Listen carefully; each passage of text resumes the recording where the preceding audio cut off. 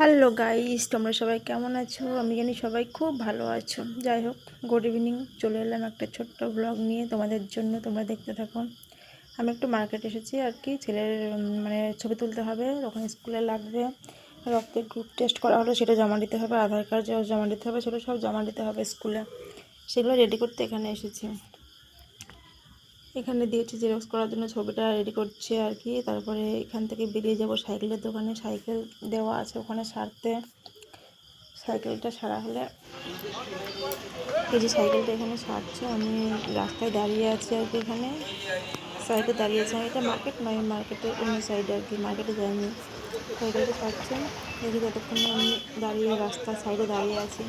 রাস্তার লোকজন দেখছে আর কি করবো, দাঁড়িয়ে দাঁড়িয়ে গাড়ি হয়ে যাচ্ছে তাই দেখছি। এখানে সাইকেল সারছে, ততক্ষণে একটুখানি ভাবলাম যাই ছেলেটার জুতো দেখে আসে, জুতো পাই কি, জুতো ছিঁড়ে গেছে। তাই এখানে এলাম, জুতোটা কিনে নিলাম। কিটো কিনলাম একজোড়া। কিটো নিয়ে এখান থেকে বেরিয়ে যাচ্ছি। এখান থেকে বেরিয়ে গিয়ে দেখি সাইকেলটা ওদিকে হয়ে গেছে।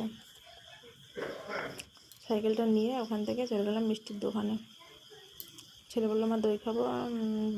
বাড়িতে নিয়ে যাবো না, বাড়িতে নিয়ে যাবো না, থাক দোকানে বসে খাই। দোকানে দেখি ফাঁকা কেউ ছিল না, আমরা তিনজনে বসে পড়লাম খেতে।